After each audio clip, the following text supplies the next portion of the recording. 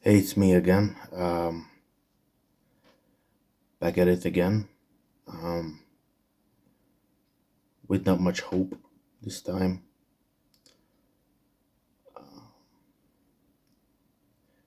I wanted to create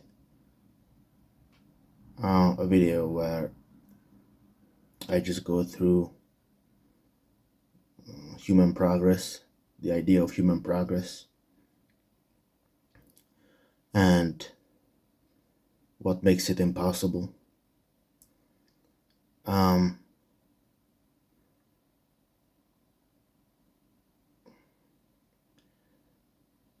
so I probably need some time to get some energy in because I just don't have any. Um, like I said before, I have a lot of problems. I don't know if I'll make it. But yeah, it's blah, blah, blah. So did you know that human beings um, discovered fire? Well, it wasn't human beings; it was proto-humans, hominids. They discovered fire nearly 2 million years ago. It took them about a million years to um, to take control of fire. And and before we continue, I also want to say that I might put up some of my written stuff on the YouTube page, and maybe you can click on it and read it. All of my content, you can assume, is in the public domain. So download it, do whatever you want. Yeah, I just wanted to put that out there because I had this thesis that I'm writing for 2 years, but it's just I can never muster up the capacity to finish it. So it's kind of incomplete, and I have a bunch of incomplete writings. Some of them are poems, some of them are stories, some of them are philosophy. Someone might take an interest in it. Yeah. So we discovered fire about 2 million years ago, our ancestors. And it took about a million years to get control of this fire.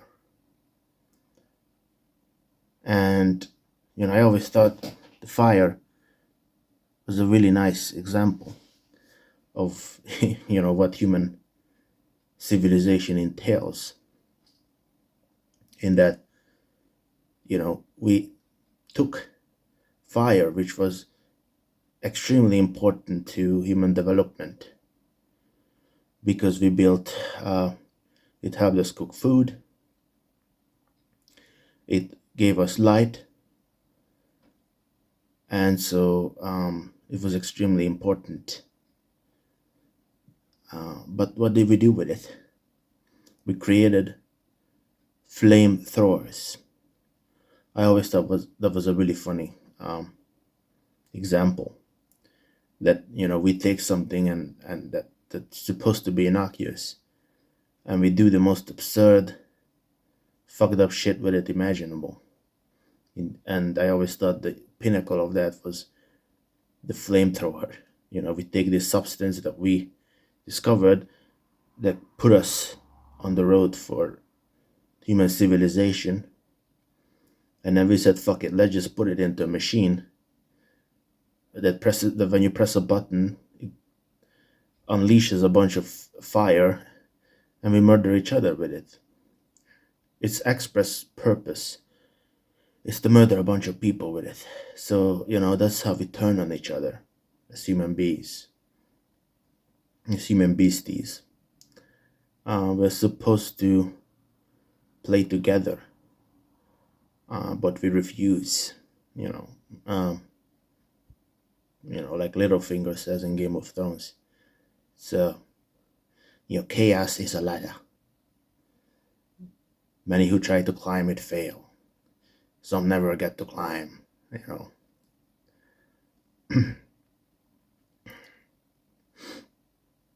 But the climb is all there is. One of my favorite stories in the world is AOT. It meant a lot to me. I've listened to the opening songs too, so loud, might actually cause the hearing damage. But I was really addicted to that story when I was watching it because it just, I don't know, it just meant a lot to me. It resonated a lot. And, the kind of the point of AOT is that, look, as long as there are people, there is conflict. So, the central location is of the series is called Eldia. That's where Eren and all the major characters are living, and that's how we know exists for a while in the series, for until the third season, I think. Where you have that big reveal in the second season of, I'm the attack. I'm the attack. No, not the what is he? Yeah, the colossal titan and the armored titan, and it's a really sudden reveal. And at first, we can't comprehend, why the attack titan and the colossal titan pretended to be Eldians, because they weren't. They were pretending to be Eldians, and they were infiltrating Eldia.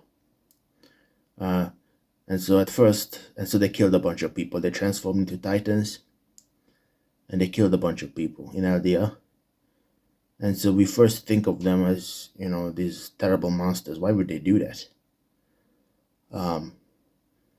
But then, the world kind of opens up in the third season, and we discover that, look, there's a whole history to this. These guys, these two, betrayers, came from another civilization called Marley, I think. Was it Marley? I think it was Marley, right? And so they were simply trying to defend themselves against what they took to be the Eldian threat. But it's a whole complicated history. I don't remember all the details, and nor is it really interesting now. But the point of the whole story is that there's a switch from the Eldian perspective to the Marley perspective, and then we get to know the Marley characters and how they see the world. And so it's completely flipped. What we took to be the masters are actually just another group of people trying to survive. And so then it splits even more, and there's an anti-natalist character who believed that the solution to the conflict is to make Eldians, to neuter them, to make them, I don't remember the term, but to make it impossible for them to breed, to procreate, using a kind of a concoction. And that was his solution, Zeke's solution. And then there was the opposite solution, the Eren Yeager solution of kill everyone else. So you're not eliminating the Eldians by making them infertile, right? That's the word. But you kill everyone else because the others are gonna kill you.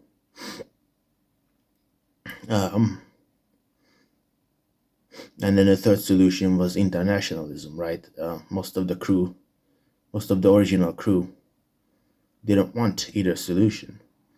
They wanted to work together with everyone else, even if it meant, like, in the series, it was kind of shown to be kind of impossible, because everybody was suspicious of the Eldians because of the history.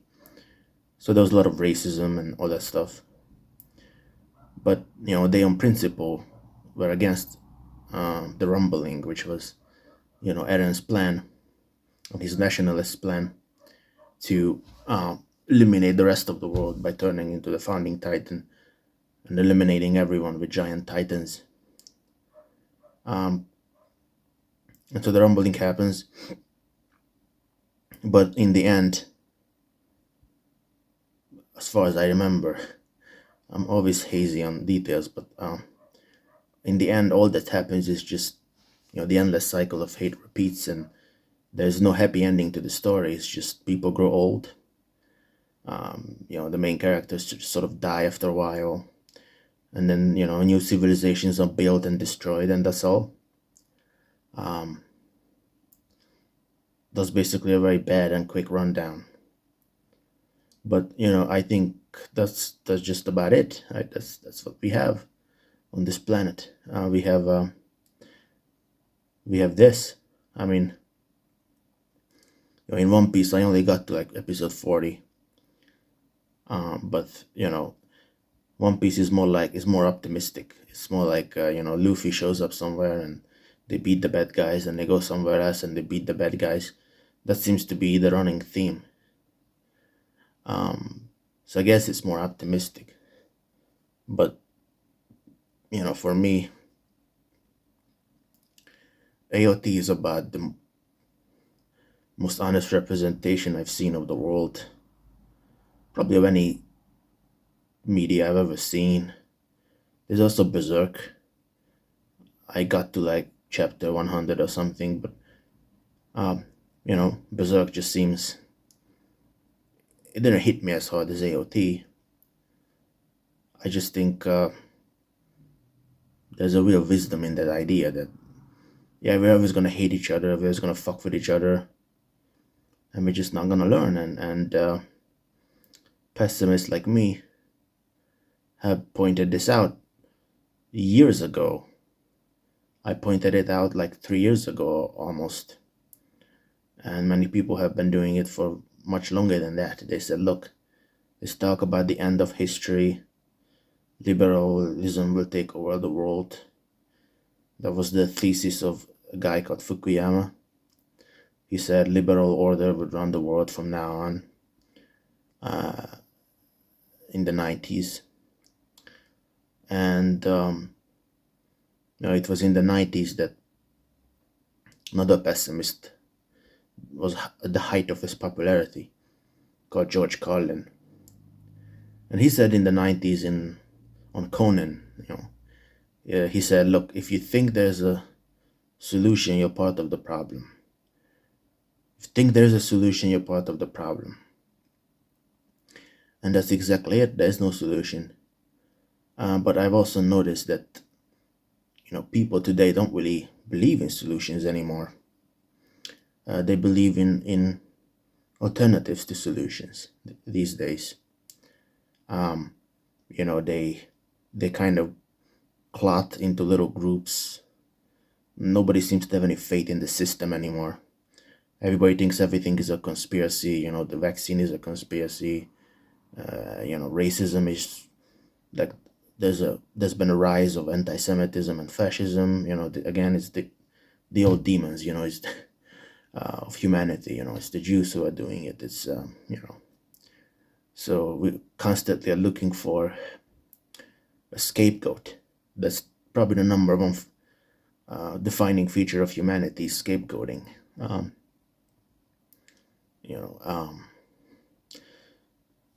So that's kind of making a comeback.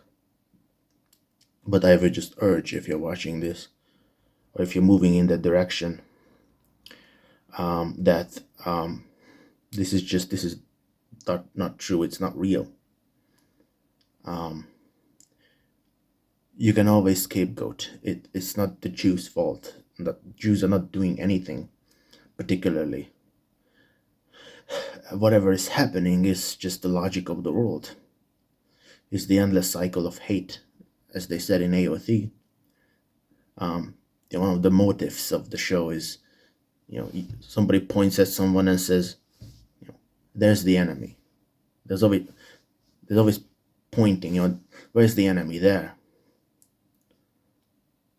And the logic of the show is to point out some people actually think AOT is anti-Semitic, and they thought the Titans with the big noses of the Jews.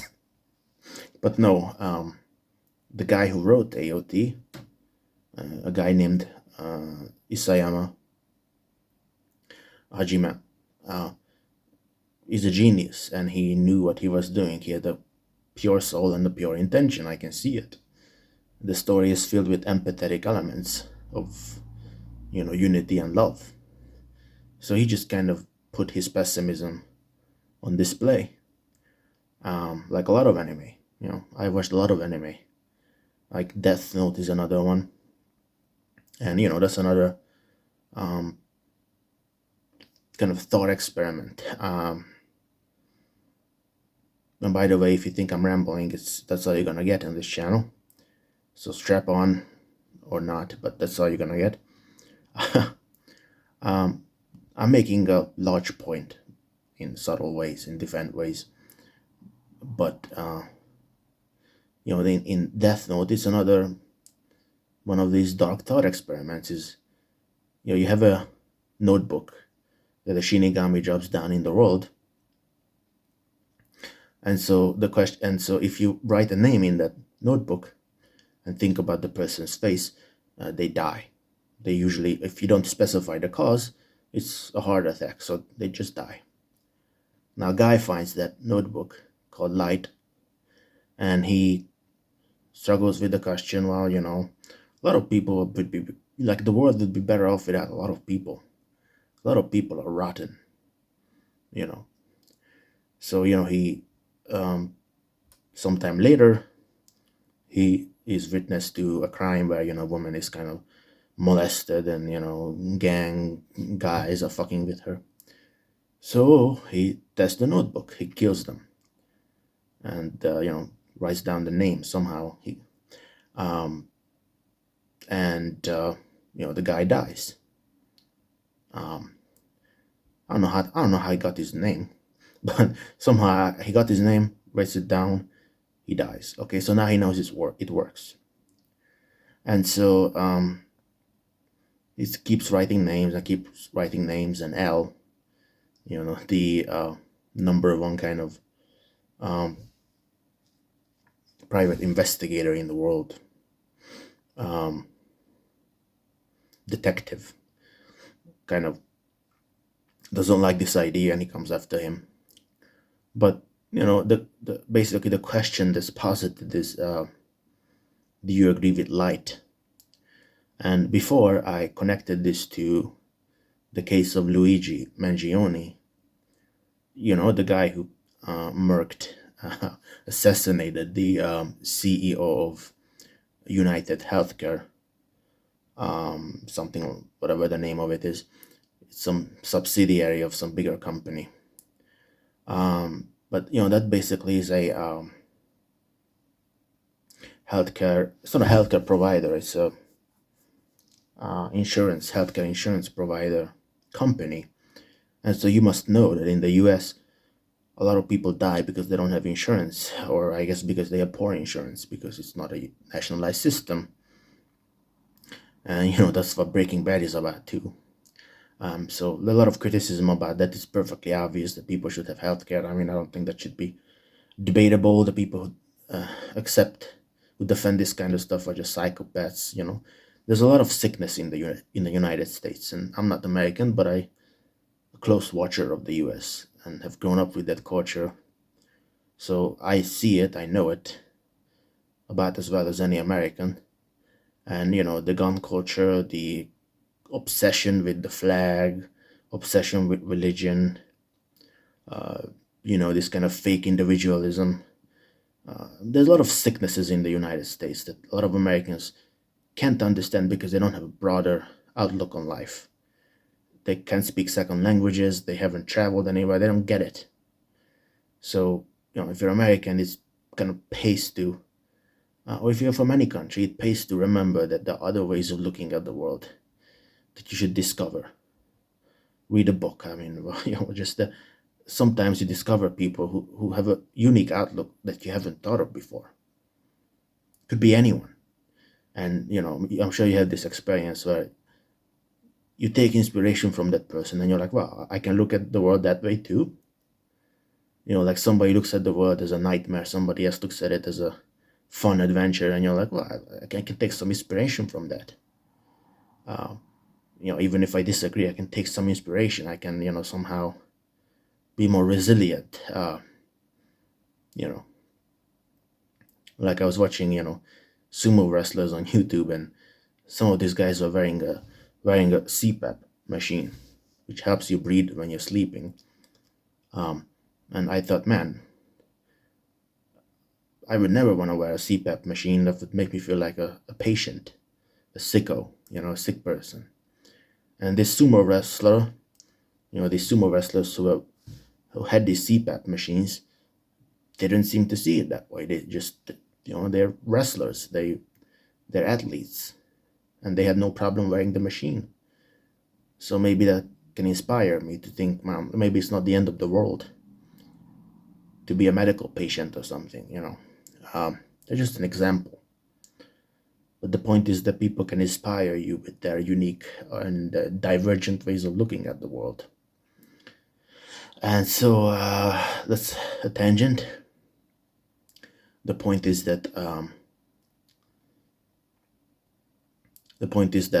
so that's the background for the assassination. And so the question is, well, do you support this guy? Or rather, if you had the notebook, would you write names? And I came to the conclusion, and I admit it, that it would be very hard to come to the conclusion that you shouldn't write any names at all. It's very difficult. Now, of course, you would run into all kinds of trouble about, well, if I kill this guy, then maybe some other guy will come up who was even worse, and it's the butterfly effect. But I just think in modern society we're just kind of too soft, and we're kind of pretending that we're not harming anyone just because we follow the law. And something like Death Note or AOT is a reminder. In AOT they have this term at the very beginning, that humanity was greeted with a grim reminder that they were just birds, animals in a cage, hiding away from these titans, who are actually themselves, by the way. But yeah, that can get into the whole story. That's the fucked up part, is they're being attacked by their own selves. Yeah, I mean, a lot of anime that I watched a lot, but I can't remember many. But many of them have these messages. You can always learn some message. But yeah, so the point is that we're kind of caged in. We're kind of caged in, and we don't even realize that, hey, maybe I'm the baddie, because baddie in the sense of a bad person, not in the sense of being sexy. In the sense of, well, just because I pay my taxes, does that mean I'm a good person? If my taxes are going to kill people in the Middle East, does that mean I'm a good person? And so, it pays to kind of remember that, you're not necessarily a good person just because you follow the law. And, the function of the law and the function of money is kind of to pacify you into thinking that you're a good person just because you follow the law and you pay with money. But you know perfectly well that in the chain of commodities, the chain of production, much of what you buy probably comes from slave labor. But you get to kind of ignore that and essentially buy a slave with money. And so that kind of washes away the crime. So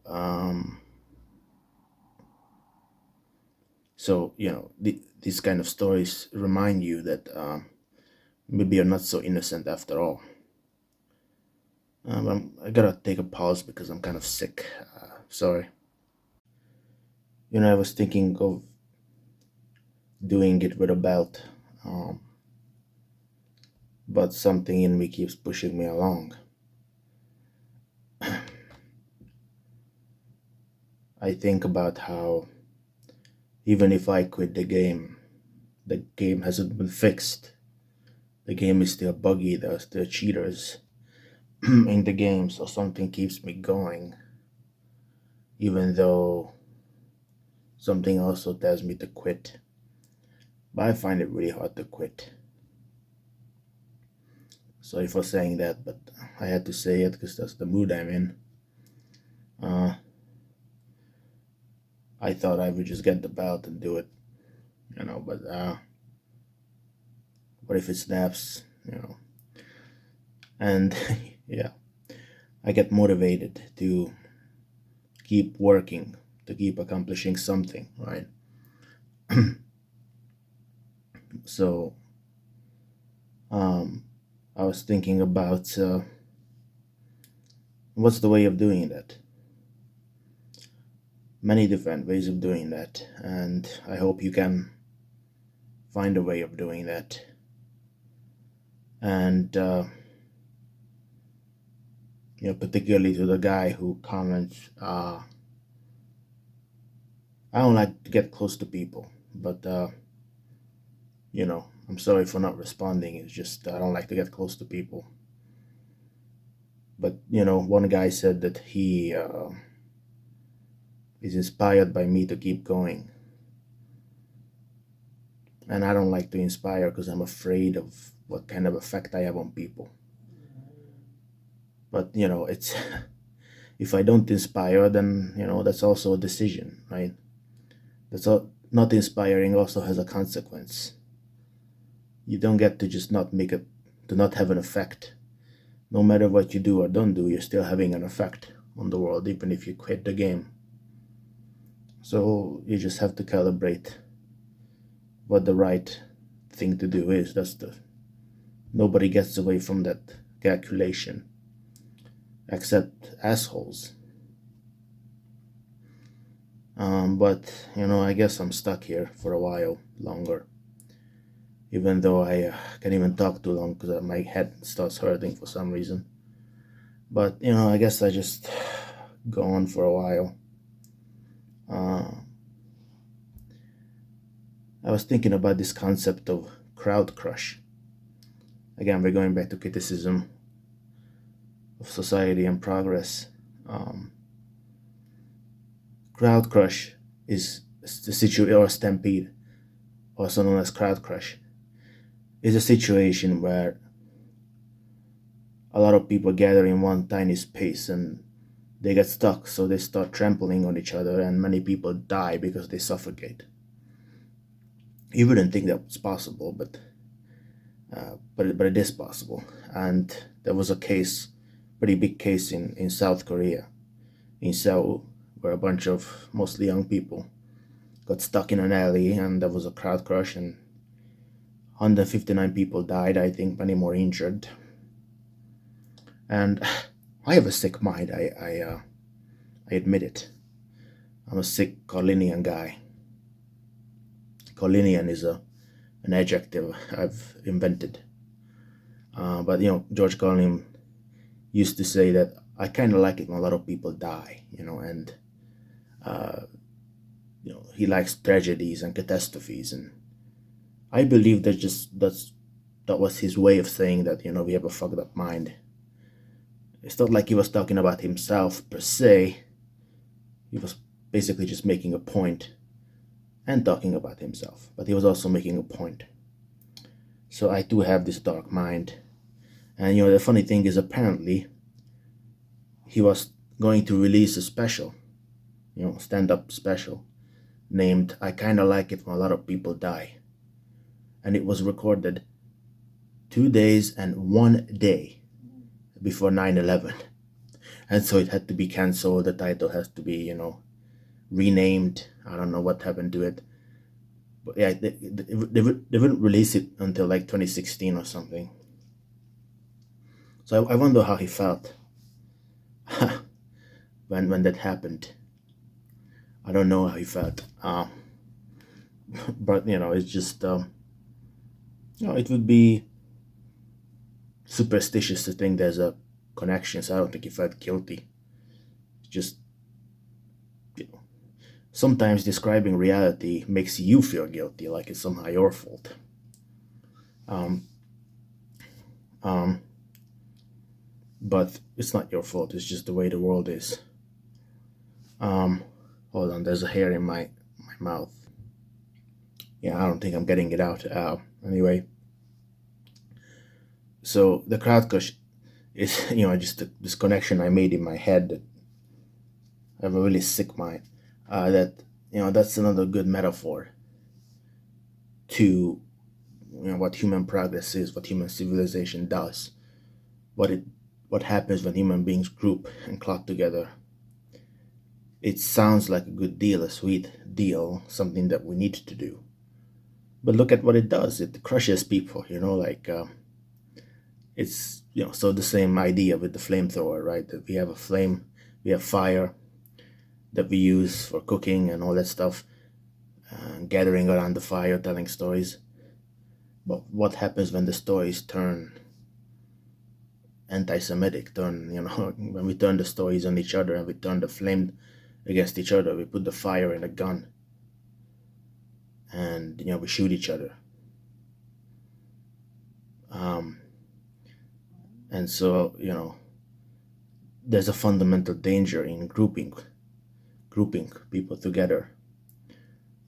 People group together because they're lonely, because they're afraid. But when they're in the group, they become suspicious of people who are not in the group.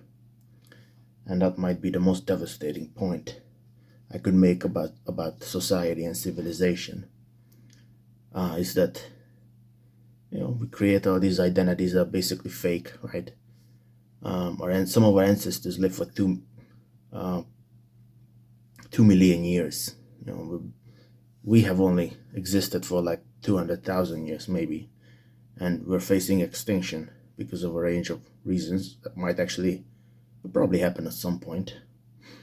And so we think we're kind of special, right? And then just because we live in this little blip of time, we think we're special, and then you get even more small-minded, and you think, oh, well, my country matters, my race matters, my nationality matters, my religion matters, and you stake your life on that as if it really has some significance, not realizing that you're just a little animal running around. Yeah, you might be a smart animal, but you're just kind of a crazy animal running around, and you think that you're running around with the flag somehow means something when you're just one species that has only existed for 200,000 years. Your country has only existed for maybe 1,000 years or 500 years or whatever the fuck. And it will probably stop existing, and you blow it up and you think, oh, this is the most significant thing there is. But you can't get outside of your own head and realize that you're being delusional. So I used to get this hate comment. I used to get a hater on my channel, and this is why I hate society and the defenders of society.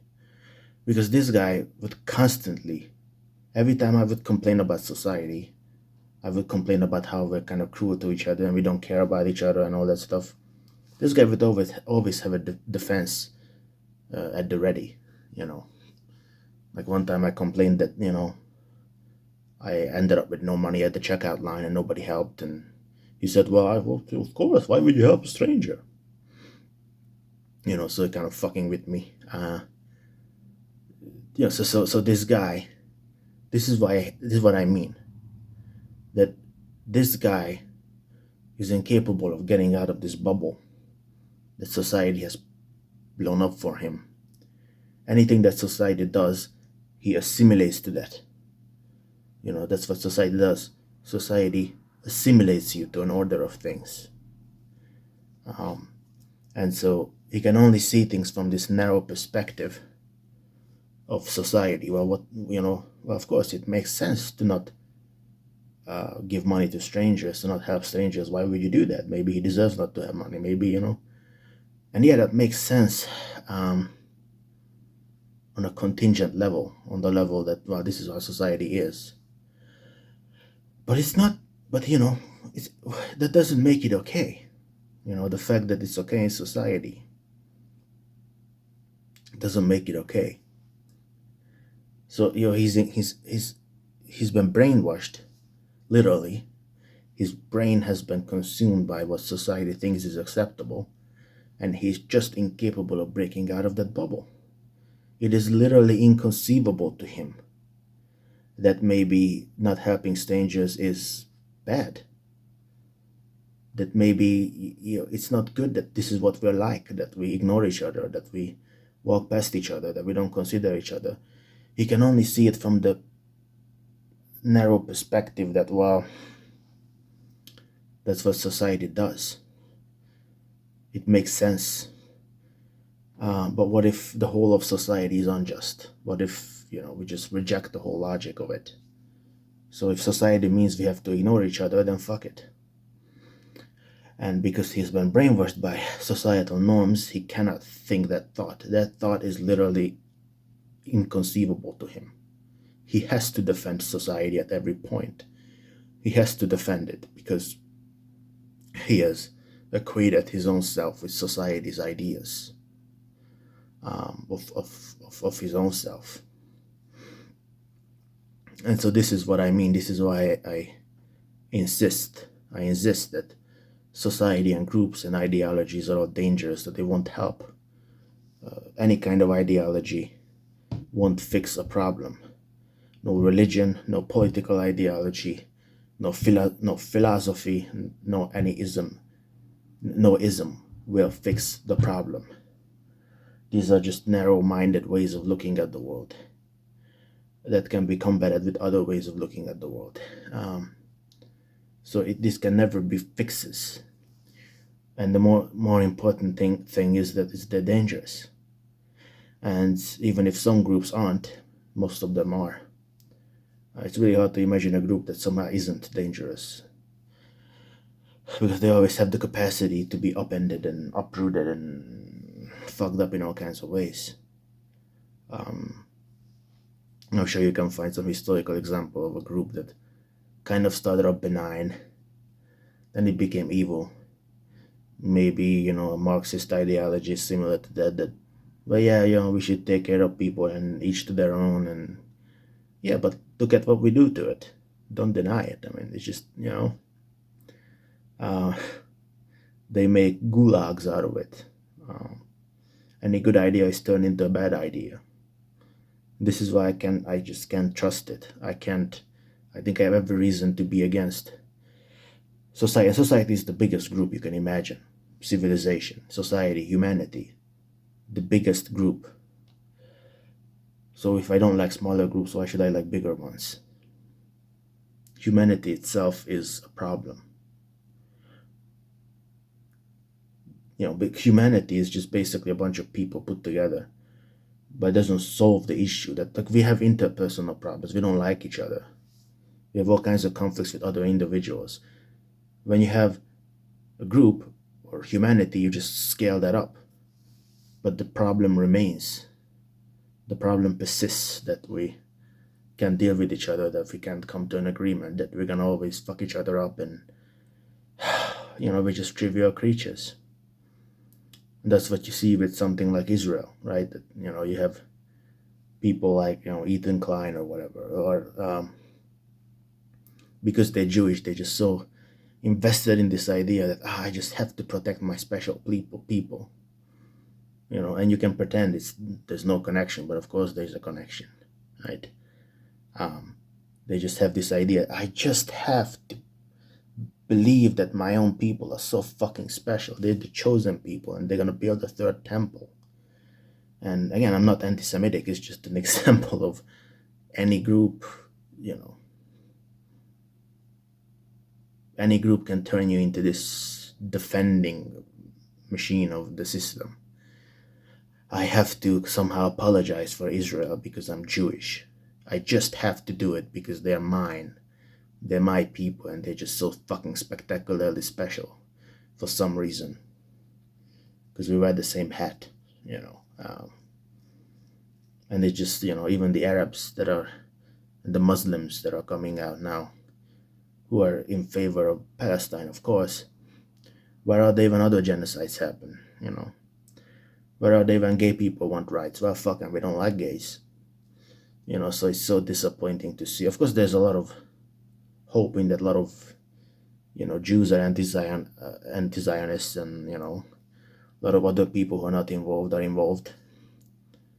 Not involved ethnically or religiously are still, caring about this. Even to the point of self-sacrifice. But so there's some good to be had, but notice it's only when you break the group, when you break the group and, you kind of go against your own group and you cross the group barrier. That's when you do good things. When the group clots, it essentially never does anything good. It just isolates us other people that are not members of the group and crushes them. So even a country like Iceland is like a nice country, but it's only nice for the few 100,000 Icelanders who live there and a couple of immigrants. And even they had to there are no babies with Down syndrome in Iceland. You know why? Because of eugenics. They just made Down syndrome babies extinct by selecting them out in the womb, infertile in this stage of development, in the early stages of development in the womb. And so you still have to do something quite nasty to achieve that good end. You still have to target a specific group and say, well, it's better that you're not here, and it's better that we keep the immigration numbers low. You couldn't have Iceland if it was 20% Muslim. It wouldn't be the same, right? So it's always something. So I'm saying it's nobody's fault. Like, I'm not racist because I think I hate everyone. I'm not misogynist because I just don't like people in general. I don't trust them.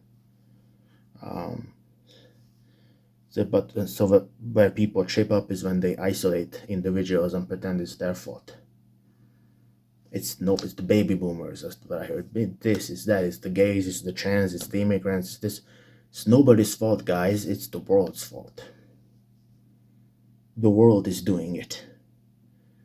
This is something that's again been explained by AOT, Berserk, Spinoza, anyone.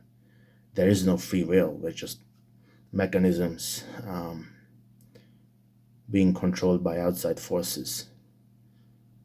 Or just to go back to Iceland again, they're known for the high levels of security and happiness, but I actually saw that in a study that 15% of Icelandic people are on antidepressants. It was actually higher than 15%, which is apparently the highest ratio in the world. And that tells you that even if you're an Icelander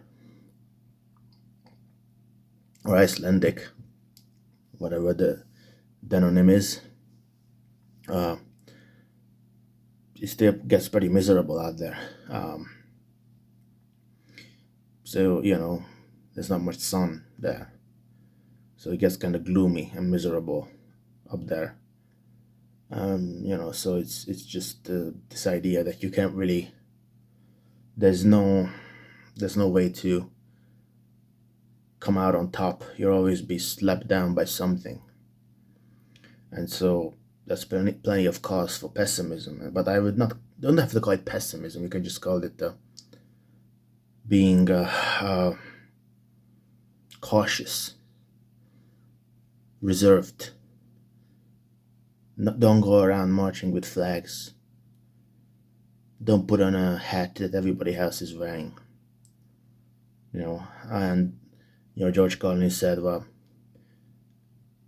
always look for hats because hats are always a sign of trouble. Well, look at uh, Trump hats, MAGA hats. Well, that's trouble. You know, something that you wear on your head. Arabs versus Jews. Again, they have the little hat, the yarmulke, and then they have the headscarves. So, and George Carlin said this really disturbing. Again, sometimes when you say the truth, when you say something that's honest, it can make you look like the monster. So you have to separate the message from the messenger, not shoot the messenger. But he said, there's no such thing as an innocent victim, right? Because sometimes they will report in the news, 7 innocent victims died. Innocent victims died, and George Carlin, you can see how dark his brain is. His mind went to, well, there's really no such thing as an innocent victim, because what he meant by that was that we're all part of the game.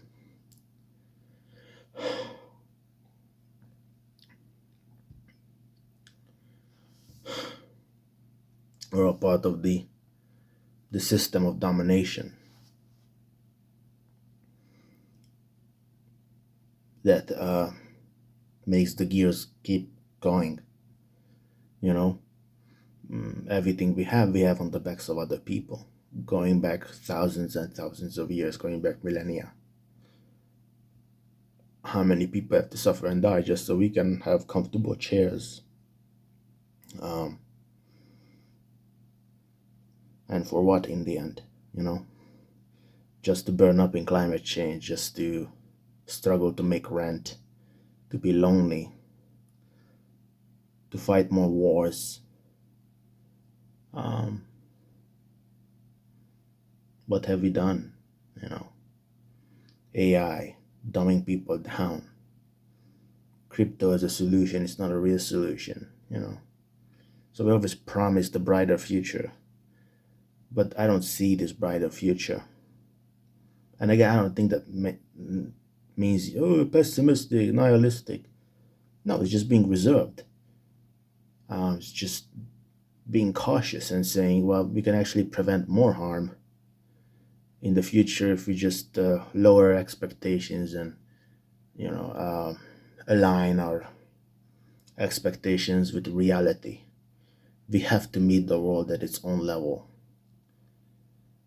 and if we don't want to do that, we need to reject the world and become antinatalist. Or if you don't want to do that, then you have to meet the world at its own level. The stupid option is when people go, but I can just ignore all that and I can go utopian and I can dream about, just think about how stupid somebody like Jordan Peterson is. I always isolate him because he's so ridiculous, but any of his fellow Christian, conservative, Republican, just how far away they are from reality. They're just not at all interested in dealing with reality at all. No, and just let's think about, oh God, this God could achieve, completely isolated from anything rational and reasonable, completely flying in some different dimension, always getting the wrong answers. You have to hate trans people. You have to believe in God. You have to support Israel. You have to be conservative. You have to have children. You have to love capitalism. Just the wrong answer every fucking time. Just so fucking stupid. So I just hate the fact that I'm have to breathe the same air as a bunch of airheads, a bunch of idiots. So I'm terribly against the right wing. And I can tell you why. Because they're really stupid. Because this brutal, arrogant stupidity is always steaming out of their face. The soulless pigs right wingers are, when you listen to them, they're just so soulless, man. They You can kind of see it in their face and by their voices, that the way they talk, the way they carry themselves, that they have no authenticity, like they're kind of robots. And again, that's verging on, singling them out, which I said is not a good idea. But like, what are you supposed to say to a bunch of people that get all the answers wrong and end up hurting people? Like, how much damage has the likes of Jordan Peterson or Ben Shapiro have caused to the world? All the half-truths and the lies and the bigotry. I mean, fuck him, right? Just you can't say anything else because they suck. Just to give you an example, this is even, I always knew he was an idiot, but now there are a lot of people that I critiqued, like Jordan Peterson or Candace Owens or Thomas Sowell or Steven Pinker, have been blasted recently by YouTubers. And I was there even before they did it. So just to give you an example, like Thomas Sowell, who's this kind of crypto right-wing libertarian guy, whose entire life purpose seemingly is to justify capitalism and have no room for social justice at all. Of course, he's still alive because he's a ghoul. It's time to hang it up, old pal. Get the fuck out. But, he said that, if black families want to make more money, or black people want to make more money, well, he didn't put it in those words, but so he separated black people that don't have a lot of money from black people who do have a lot of money, and said that, when black people are married, they make more money. So the suggestion being that they should get married. Like, if you're black and you're broke, then you should get married, and then you'll have more money. And that was the solution. And just think about that for a second, right? This is a roundabout way of bringing back misogyny, bringing back patriarchy, right? That the woman has to now rely on the man again to make a living, because if she's alone, then she can't make a living, right? So he concedes that black people, or anybody who's single, I guess, but I think he was focusing on black people. It was years ago when I watched this. But he said, if they don't make a lot of money, but it's because they're single. If they're married, they make more money. So the implicit suggestion being that they should get married, and then they can make more money. And so you can see where the conservative bullshit comes in, that instead of having some rational, equitable solution, we should, force women to go back to being subjugated to men and being dependent on them. We should usher them back to the kitchen, essentially. And that's the implication. So he's a libertarian pretending to be free of ideology. Oh, I'm just a rational guy. But when you dig under, like when you turn a rock over and you see a fucking bunch of bugs and insects, you can see the reality of it is that these people have no real solutions, and they don't care about social justice at all. They just care about, oppressing women. Like, conservatives clearly don't care about abortion, because they don't care about anything else. Why would they care about fucking fetuses, especially if they're not white? Why the fuck would they care about the fetuses of immigrants that they're forcing to leave the country? So it's obvious that they're just using it as a kind of social control tool, where the woman is only used as an object to keep society going, because somehow they sanctify society. Conservatives particularly. Liberals do it too, and leftists do it too, but in a more subtle way, in a more softer way too. But they sanctify society, and so anything that kind of makes society run is sanctified. And so the woman is just a broodmare. It's just a machine that you throw clothes in and it washes them. And so, that's what the ideology is. They're just soulless pigs. And, I wish I didn't have to say that, but that's the fucking truth. So the world always sets us against each other. And what can we do other than respond? What can we do? I don't know. If the conservatives want to take away the rights of minorities, well, then you have to respond and say, fuck you, you're not doing that. And you don't have time, you don't have the leisure to think about the bigger picture anymore of, but we're just human. We should care about each other. Yes, we should. But the world just forces us to fight each other constantly, forever and ever. And so whose fault is it? Who's the enemy?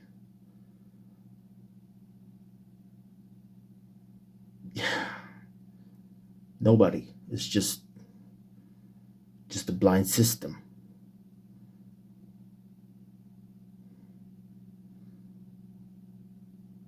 And we're always speaking from this narrow perspective, the bubble. We're always inside the bubble. We're in the crowd crush.